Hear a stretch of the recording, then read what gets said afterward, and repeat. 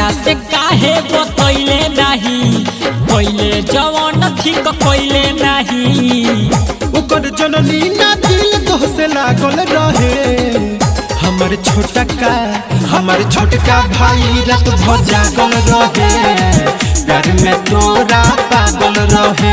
हमारा बड़का भाई रात भर जागल रहे। प्यार में तोरा पागल रहे। अमित राज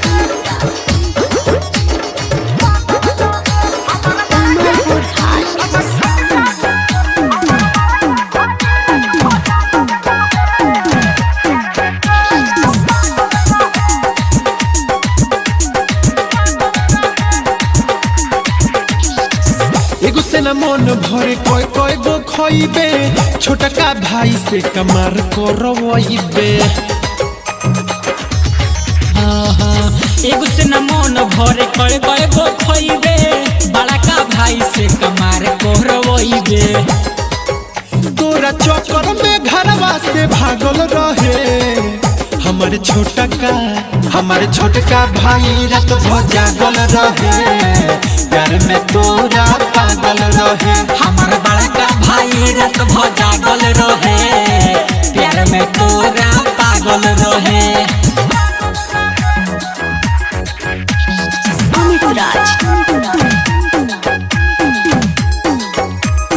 कलमालपुर हाट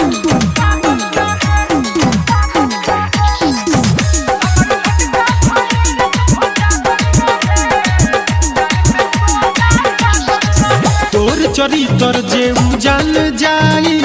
बुलेट राजा के दिलवा दुखाई। तोहर चरितर जे जानी जाई। भाई दीपकवा के दिलवा दुखाई। से सोनाथ कहत रहले उना भल रहे। हमारे छोटका भाई रात भर जागल रहे। प्यार में तोरा पागल रहे। हमारा बड़का भाई रात भर जागल रहे।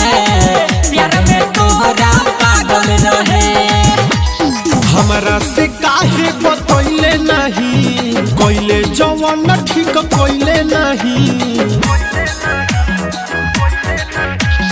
हमरा से काहे बतैले नहीं, पहले जवान ठीक कइले नहीं। ओकर जननी ना दिल दोसे लागल रहे। हमर छोटका भाई रात भर जागल रहे। प्यार में तोरा पागल रहे। हमारा बड़का भाई रात भर जागल रहे। प्यार में तोरा पागल रहे।